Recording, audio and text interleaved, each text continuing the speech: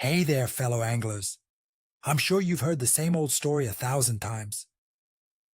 Forget about fishing in March.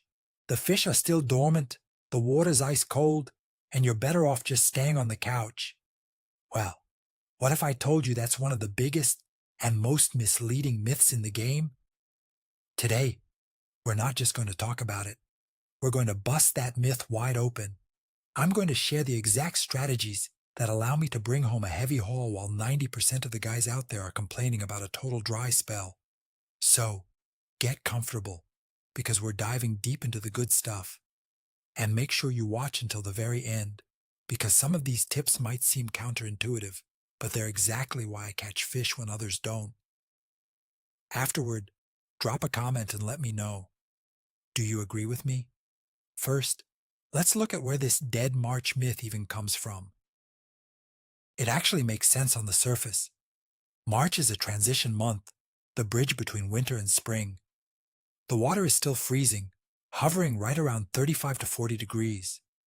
The fish, worn out by a long winter, are in a state of semi-hibernation, and their metabolism has slowed to a crawl. They're lethargic and picky. But more importantly, their behavior changes completely. The spots where you were killing it through the ice, or where you usually catch them in the summer, are ghost towns right now. So, a fisherman goes to his usual honey hole, stares at a motionless float for hours, and concludes that there's just no bite. No, he's missing the most important part. The fish are there, and they are hungry. They just aren't where he's looking, and they aren't interested in what he's offering. March isn't the time for your standard routine. It's the time for strategy, observation, and truly understanding the water. All right, here's the first and most important secret that completely flips the script. First things first, you've got to ditch those winter habits. Most anglers reflexively keep searching for fish in deep wintering holes, right where they've been all season. But honestly, that is a massive fundamental mistake. In March, as soon as that first real sun starts to hit, the entire lake wakes up and heads straight for the shallows. Picture a small bay, maybe only 3 feet deep. To you, it might look like a ghost town, but for the fish, it's a 5-star buffet. The water here warms up several degrees faster than the deeps. This is where the whole ecosystem stirs. The larvae get active, the bait fish move in to feed, and the predators follow right behind them like a shadow. So, rule number 1, stop looking for depth and start looking for warmth. Find those sun-drenched shallows, and you'll be shocked at the results while everyone else is out there striking out in the deep water. Speaking of warmth, let's talk about the solar panels of the water. You see, not all shallow spots are created equal. The secret is finding the warmest ones. How do you do that? It's simple. Just use a bit of logic. Take a look at your map or scan the shoreline. Areas along the southern or southwestern banks are always going to be warmer. They soak up direct sunlight all day, while the northern shores stay tucked away in the shade. We're only talking about a difference of a degree or two. But in March, that's the difference between winter and summer for a fish. Another key factor is the color of the bottom. A dark, silty, or peaty bottom absorbs heat much better than light-colored sand. That's why a shallow bay with a dark bottom on the south side is the absolute #1 hotspot for every fish in the area. Here's a perfect example. You might have roach biting like crazy on the south shore, while just 100 yards away on the north side it's dead quiet. Don't be lazy. Walk that extra mile to find that warm spot. It'll make all the difference. The next secret is to look for living water. What exactly is that? It's where creeks, small streams, or even tiny trickles of snowmelt from the fields flow into the main body of water. These inflows bring in warmer water, but more importantly, they are packed with oxygen. After a long winter of oxygen depletion, fish instinctively flock to these spots, much like we'd reach for a fresh breeze in a stuffy room.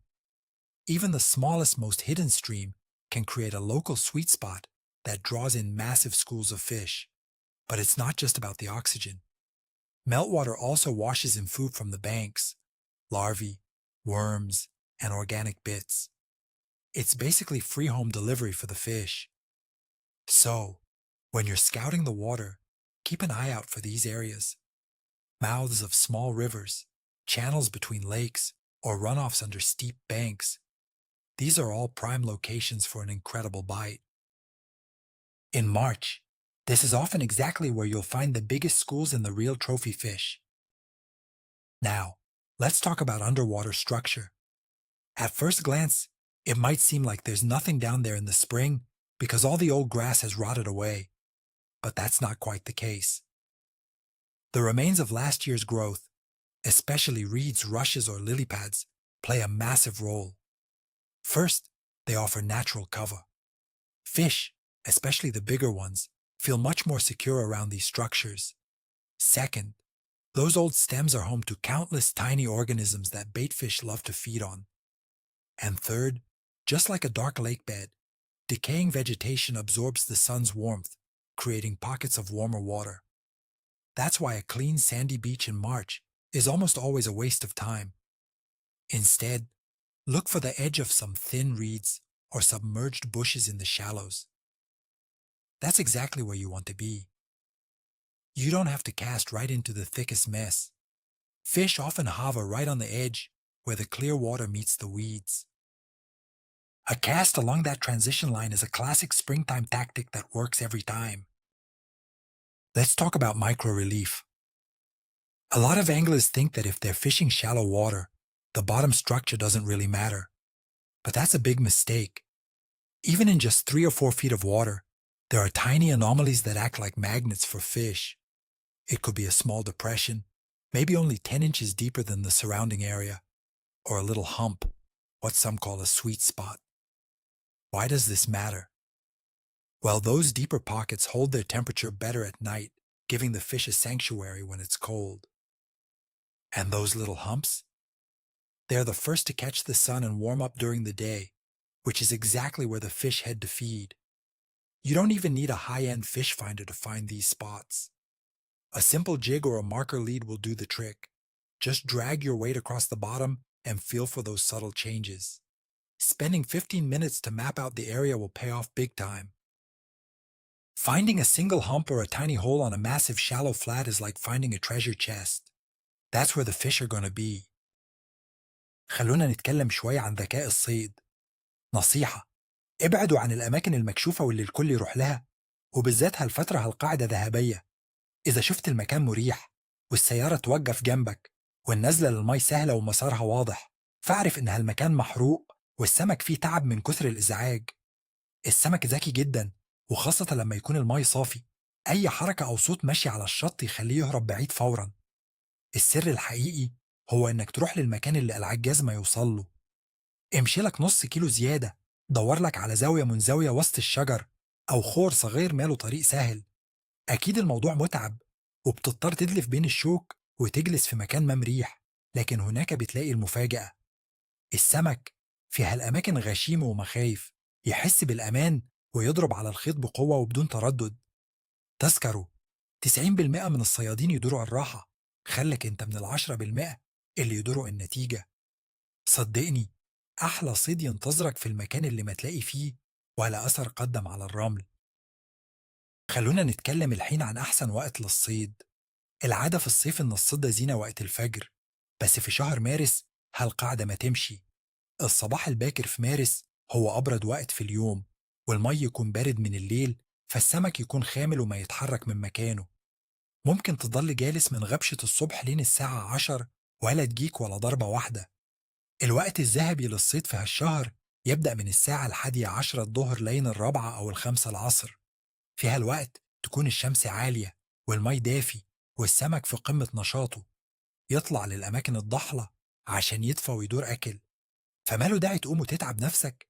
من الساعة 4 الفجر الأحسن إنك تشبع نوم وتوصل للمكان على الساعة 10 وتجهز غراضك بكل هدوء وتبدأ صيدك مع أول ضربة. هذه من الحالات النادرة اللي يصحى بدري ممكن يرجع بلاش. غير جدولك واتبع رتم الطبيعة وبتشوف الفرق الكبير في النتيجة. ترى حتى وقت المغرب يكون زين، بس فترة الظهر في مارس هي دايما الأضمن والأكثر إنتاجية. A lot of anglers overlook barometric pressure, but that's a big mistake. In March, fish are incredibly sensitive to their environment, making the barometer one of the most important factors to watch. The worst-case scenario is a sudden spike in pressure. When that happens, fish become lethargic. They hunker down at the bottom and ignore pretty much everything you throw at them. You could try every trick in the book, but you'll likely head home empty-handed. The ideal conditions for fishing in March are stable or slowly falling pressure over several days. That's when fish feel most comfortable, which keeps them active and feeding. So, before you head out, don't just check the weather, check the barometer. If the pressure has been steady for 2 or 3 days, grab your gear and go. Your chances of success are high.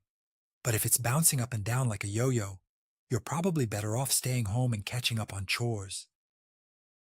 Understanding this simple rule will save you a lot of time and frustration, helping you pick only the best days to be out on the water. Wind. To most, it's just a nuisance. Something that ruins your cast and numbs your fingers. But for those who truly know the water, the wind is a powerful ally. In March, you should always look for the windward shore, the one the wind is blowing directly into. Why? First, the wind pushes the warmest surface water right toward that bank. The difference might be small, but in early spring, every degree matters. Second, the waves stir up the bottom, washing out larvae, tiny crustaceans, and worms. This creates a literal feast for the fish. Bait fish swarm in to feed, and the predators follow right behind them. Sure, it's not comfortable. You've got the wind in your face and the chop to deal with. But in that murky, turbulent water, fish lose their guard and bite much more aggressively. While everyone else is hiding in the calm, head straight into the wind. You'll be rewarded. خلونا نكسر خرافة تانية دايما نسمعها بين الصيادين، إن الشمس القوية ضرورية عشان الصيد يضبط. هالكلام صحيح بس من ناحية واحدة، إن الشمس تدفي الماء وتخلي السمك يبدأ يتحرك. لكن إذا كان هدفك تصيد أسماك مفترسة مثل البيض، بايك أو البرش في شهر مارس، فالجو المشمس الواضح هو آخر شيء تتمناه. تدري ليش؟ لأن الماء بعد ذوبان التلج يكون صافي لدرجة خيالية، والسمكة في عز الشمس تشوف كل شيء. تشوفك وانت على الشط وتشوف خيطك وحتى طعمك، فتصير حذرة بزيادة وتخاف تقرب. بالمقابل، الأيام الغائمة اللي فيها الجو مغيم ورمادي وممكن حتى شوية مطر، هذه تعتبر كنز لكل صياد. فيها الأجواء، الإضاءة تحت الماء تقل، والسمكة المفترسة تحس بأمان وثقة أكبر، فتطلع من مكانها وتهاجم الطعم بجرأة. عشان كذا لا يضيق خلقك لو شفت الجو غيم في التوقعات. الأسماك العادية ممكن تدور الشمس والدفا، بس إذا كنت ناوي على صيد الأسماك المفترسة فالغيم هو رفيقك. هذا هو الوقت المثالي لاصطياد أم أسنان. Now let's talk about ground bait. This is where a lot of anglers trip up.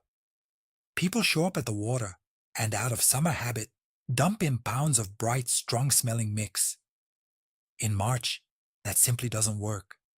In fact, it's more likely to ruin your session than help it. At this time of year, a fish's metabolism is still very slow. They don't need much food to get full. If you're too heavy-handed, you'll end up feeding the few fish that have gathered at your spot, and once they've had their fill, they'll stop reacting to your bait entirely. The golden rule for spring is less is more. Your ground bait should be fine-grained, almost like a powder. You want it to create a cloud of attraction in the water that draws fish in without giving them anything substantial to eat. Its job is to pique their interest, not fill them up. Keep the color dark so it blends in with the bottom. Bright patches can easily spook cautious fish. As for the scent, keep it very subtle. Stick to natural cold water aromas like bloodworm or earthworm, and steer clear of sweet summer scents like strawberry or vanilla. Honestly, 1 or 2 small balls an hour is more than enough. Moving on with our talk about lures, let's dive into color. This goes for everything. Soft plastics, ground bait, and even your smallest jigs. In that crystal clear March water, those neon acid colors we love in the summer can actually spook the fish. They see them as unnatural, even dangerous. Spring is all about natural dark tones. For soft plastics, your best bets are colors like motor oil, dark green, or deep brown. These don't raise any red flags. They look just like the real deal: leeches, larvae, or tiny bait fish. The same rule applies to crankbaits. Forget the flashy fire tiger patterns for now and stick with natural roach or perch finishes. This even applies to late-season ice fishing. Dark jigs, black or plain lead, often outperform flashy gold or silver ones by a mile. The fish are incredibly cautious right now. Our goal is to offer them something that blends in and matches their natural diet without causing the slightest suspicion. Save the bright stuff for summer. Düfte. Lockstoffe und Dips sind mächtige Werkzeuge, aber im Frühjahr ist Vorsicht geboten. Genau wie beim Futter können zu starke chemische Aromen die Fische eher verscheuchen als anlocken. In kaltem Wasser verteilen sich Gerüche anders und die Fische reagieren viel empfindlicher darauf. Setzen Sie lieber auf Natürlichkeit statt auf aggressive Chemie. Wenn Sie mit Zuckmückenlarven angeln, sollte auch der Lockstoff nach Mückenlarven riechen. Bei Maden gilt das Gleiche. Natürliche Zusätze wirken oft Wunder. Zerdrücken Sie zum Beispiel ein paar Regenwürmer im Futter oder geben Sie ein paar Mückenlarven hinzu. Diesen lebendigen, natürlichen Geruch nimmt der Fisch als klares Signal für Nahrung wahr und beißt deutlich mutiger. Für Raubfische sind Aromen wie Fisch oder Krebs ideal. Die wichtigste Regel lautet: weniger ist mehr. Der Duft muss dezent und echt wirken. Es ist besser, gar keinen Lockstoff zu verwenden, als es zu übertreiben und sich damit den Angeltag zu versauen. Choosing your bait. In March, with the water still cold and the fish sluggish, animal baits are your best bet. Save the corn and dough for May. Right now, fish need protein to recover from the winter. The top choice is definitely the bloodworm. It attracts everything from small roach to big bream. Maggots are just as effective, especially when paired with a bloodworm in a sandwich rig. Don't forget the humble earthworm. Its natural scent and movement can provoke even the most finicky fish. Sometimes, a caddisfly larva is exactly what you need to save the day. For predators like perch, a small live minnow will often outperform even the most expensive silicone lures. Sluggish fish want an easy target, and nothing gets them biting like the movement of live bait. Let's talk about retrieval speed. This is for the lure anglers. In March, those summer habits of burning baits or aggressive jigging just won't cut it. The fish are sluggish. They won't chase down fast prey because they're not looking to waste precious energy. The secret to March fishing is being slow. I mean, painfully slow. Right on the verge of the lure losing its action. If you're jigging, give it long pauses, 10 to 15 seconds. Let the bait sit on the bottom and stir up a little puff of mud. That's usually when a pike or zander will finally commit. If you're using jerk baits, go with suspenders, lures with neutral buoyancy, and take long breaks during the retrieve. Even with spoons or soft plastics, keep it at a snail's pace. Your job is to stay in their face as long as possible, giving them plenty of time to think and decide to strike. Patience and slowness, that is your key to success. Scale down your gear. It's a rule many anglers overlook, but it's a total game changer. In March, the water is usually crystal clear, so fish can see everything, not just your bait, but your line too. A thick, obvious line will spook even the hungriest predator. That's why, in the spring, you need to go as light as your target catch allows.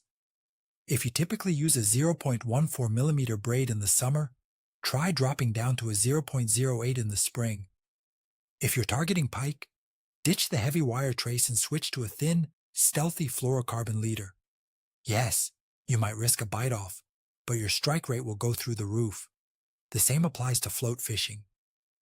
Use the thinnest leader in your tackle box, something like a 0.08 or a 0.1 millimeter, and your smallest hook. You'll be amazed at how much more confident the bites become. In clear water, a delicate presentation is everything. It's one of those pro secrets that truly sets the experts apart from the amateurs. Let's talk about tackle sensitivity. This goes hand in hand with what we just discussed. In March, bites are often incredibly subtle. Nothing like those aggressive summer strikes that nearly rip the rod out of your hand. We're talking about a faint touch, a tiny quiver of the rod tip, or a float that barely dips under the surface. If your gear is too heavy or stiff, you're going to miss 90% of the action. That's why sensitivity is everything in the spring. If you're using a spinning rod, choose one with a thin, sensitive tip that registers every little bump on the bottom. For feeder fishing, use your softest quiver tip. And if you're using a float, keep it as light and perfectly balanced as possible to catch even the most delicate nibble. Don't overlook this factor. Many anglers spend hours thinking the fish aren't biting, when in reality, they're picking at the bait constantly. The angler just isn't seeing it. The art of silence. Remember how we talked about fish being incredibly skittish in that crystal clear spring water? That brings us to our next golden rule: absolute silence. Whether it's loud talking, heavy footsteps on the bank, or the clatter of a tackle box, those vibrations travel through the ground and straight into the water, spooking fish for dozens of yards around. Move smoothly and keep the noise down. If you're fishing from a boat, don't just throw the anchor. Ease it down gently to the bottom. Be careful not to bang your oars or gear against the hull. Even a shadow falling across the water can send a school of roach darting away. Stick to muted natural colors that help you blend into the environment. When you reach your spot, don't be in such a hurry to cast. Stand still for a few minutes and just observe. You might see a subtle rise or other signs of life you'd otherwise miss. March fishing is a hunt, and every hunter knows that stealth is the ultimate key to success. Be a ghost on the water. راقب أكتر مما تصيد. يمكن هالنصيحة تبين غريبة، بس تراها واجد مهمة. بدل ما تجلس ترمي الصنارة واللور في الماي كداك بدون تفكير، خد لك وقت وراقب البحر زين. النظارات البولارايزد في هالوقت هي أحسن رفيق لك. تخوز اللمعة من وجه الماي وتخليك تشوف اللي بالداخل. ممكن تلمح السمكة وهي واقفة عند الحشيش، أو تشوف العوم يهرب من سمكة جيعانة تتلحقهم، وعينك دوم على الطيور. إذا شفت الطيور تحوم فوق مكان معين، فاعرف إن هناك تجمع سمك صغير، والسمك الكبير أكيد موجود قريب منه. انتبه لأي شيء غريب، مي معتكر، فقاعات تطلع من القاع، أو حركة في الزرع اللي بالماي. كل هذه علامات تقولك إن السمك هنا. أحيانا مجرد إنك تجلس 20 دقيقة وتراقب بيعطيك فايدة أكتر من ساعتين تعب وإنت ترمي الصنارة على الفاضي. السمك بنفسه بيعلمك وين مكانه، بس انت تتعلم كيف تقرأ هذه الإشارات. الحداء ما بس رمي خيط، الحداء تشغيل عقل. The single spot strategy. Unlike in the summer, running and gunning in the spring can actually work against you. Every step you take along the bank creates noise that spooks the few wary fish in the area. Most of the time, your best bet is to find one prime location and fish it thoroughly. Let's say you found a shallow bay with a dark bottom and some leftover reeds. Don't be in a rush to leave. Bait the area subtly, cast your line, and wait. In March, fish follow their own hidden routes and usually feed in waves. You might experience an hour of total silence, followed by a 20-minute window of intense activity. If you're moving spots when that window opens, you've missed your chance. Patience is a spring angler's secret weapon. If you're confident in your spot, stay the course. Persistence and a methodical approach will put more fish in the net than covering miles of bank ever will. So, let's wrap things up. As you can see, the idea that fish don't bite in March is nothing more than a myth. It's usually spread by people who aren't willing to adapt their old summer or winter habits. March isn't a dead season. It's a time for smart, tactical, and incredibly rewarding fishing. The secret to a full net doesn't lie in some magic lure or a secret additive. It's all about understanding nature. You just have to stop fighting the elements and start working in harmony with them. Keep the golden rules in mind. Look for warmer water in the shallows. Use your lightest and most delicate gear. Stay quiet. Be patient. And most importantly, slow down.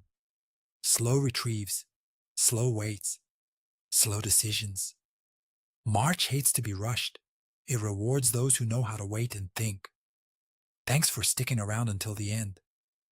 I hope these tips help you see March fishing in a whole new light. If you found this helpful and learned something new, make sure to hit that like button and subscribe to the channel for more fishing secrets. Now, I want to hear from you. What are your go-to tricks for March? Or do you still think it's a lost cause? Let me know in the comments. I'd love to hear your thoughts. Tight lines, everyone.